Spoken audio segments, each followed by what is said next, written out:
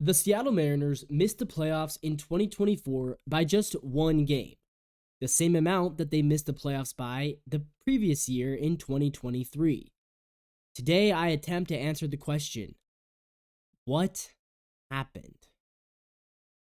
There was a couple of contributing factors, but I think the first place to look is offensive inconsistency. I don't actually think the Mariners had a bad offense, and the numbers back that up. The Mariners were top 10 in on-base percentage this year. They were almost top 10 in slugging. They were 11th in WRC+. It's not that they were bad at offense. No, they were just inconsistent in the worst way. Think about it. How many weeks did it feel like the Mariners would score 2 runs, then 1, then 0, then 2, and then on Friday night they'd score 12, and then 4, and then 2? That's a great recipe to win 2 games out of 5. Now, if you add it all up and take the average, 2, 1, 0, 2, 12, that's 17 runs in 5 games. Throw in the other 6, 23 runs in 7 games. That's not terrible. It's 3.5 runs a game right there. But when you're only scoring more than 2 runs twice a week, that is bad. So the Mariners had a knack for having a bunch of terrible games in a row followed by a couple of incredible games. And it was a lot. Oftentimes it was in a series. It would be you lose the first game 1-0, you lose the second game 4-1, you win the third game 15-5. And it's like, well, the run differential doesn't matter.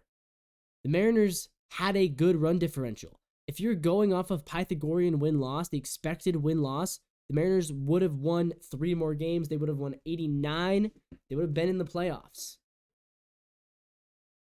But it's not about expected win-loss. It's not about Pythagorean. It's not about run differential. I wish it was, but it's not. It's not how baseball is. You have to play well on a per-game basis. You can't just have 4 bad games and then an amazing 5th game and let that save you. That'll save you in the stat book. It won't save you in the standings. Number 2, what happened? The bullpen lost it in August specifically. The Mariners went 25-26 in 1-run games. So it's not that we were terrible in 1-run games, but you win 1 more of those games against the Royals in June, or you win 2 more of those games against the Angels or the A's, and you're a playoff team. Again, it's as simple as that. And our bullpen struggled. Munoz blew a couple. Austin Voth blew a couple to the Angels. Santos blew one.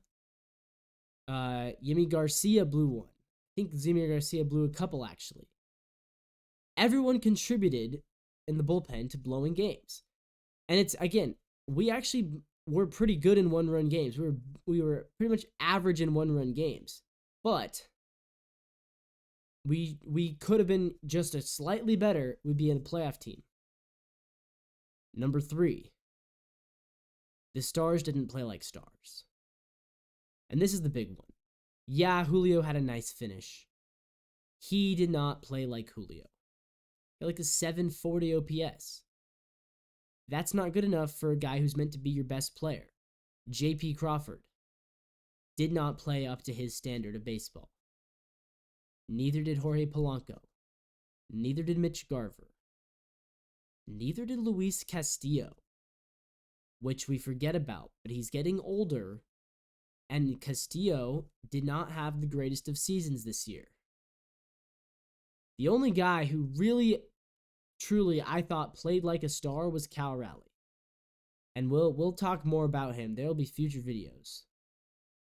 When the Stars aren't playing like stars, it's hard to build momentum. No matter how many great games you have after being shut out the day before, eventually you have to build momentum, and the Mariners failed to build momentum. I think there was also a lack of energy, and I think that's partially on Scott Service. The reason why I was okay firing him mid-season is because you could tell the team needed a spark. Edgar and Dan Wilson may have been the spark. They were 8 games above 500 with Edgar and Dan. Remember, at one point they were 13 above with Scott. They eventually fell all the way back.